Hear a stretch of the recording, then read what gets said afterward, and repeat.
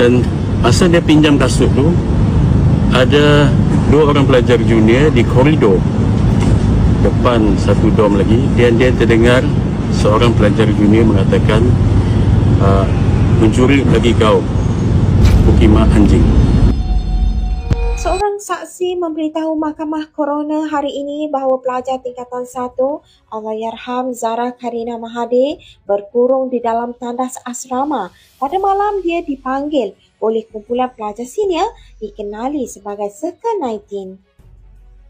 Peguam Rizwandin M. Borhan berkata, saksi ke-11 itu memberitahu mahkamah bahawa pada malam 15 Julai 2023, sekitar jam 10 hingga 11 malam, Zara Karina telah dipanggil oleh beberapa orang pelajar senior untuk disoal berhubung kehilangan kad bank dan pin bendera milik pelajar lain. Saksi berkata ketika melalui koridor di hadapan bilik tersebut untuk meminjam kasut, beliau mendengar seorang pelajar junior mengeluarkan kata-kata kesat terhadap Zara, dipercayai kerana marah dengan kejadian kehilangan barang.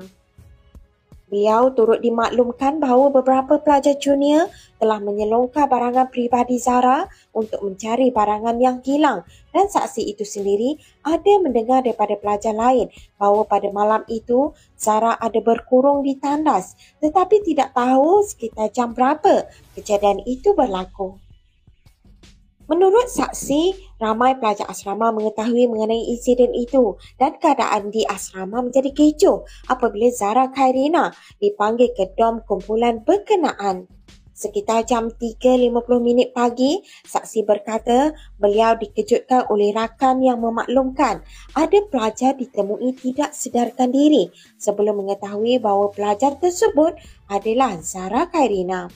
Saksi menambah, beliau tidak menyaksikan sebarang kejadian pukul terhadap Zara dan hanya mengetahui peristiwa malam itu melalui cerita rakan-rakan lain.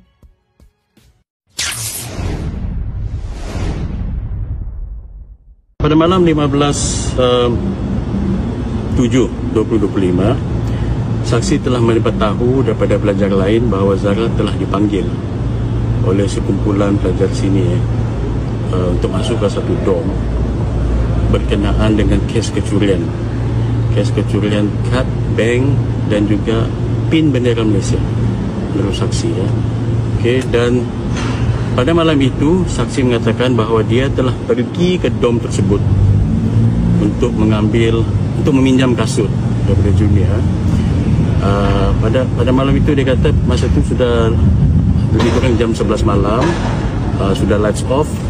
Dan masa dia pinjam kasut tu, ada 2 orang pelajar junior di koridor depan satu dom lagi, dan dia terdengar seorang pelajar junior mengatakan, mencuri lagi kau, Pukimah anjing. Okay.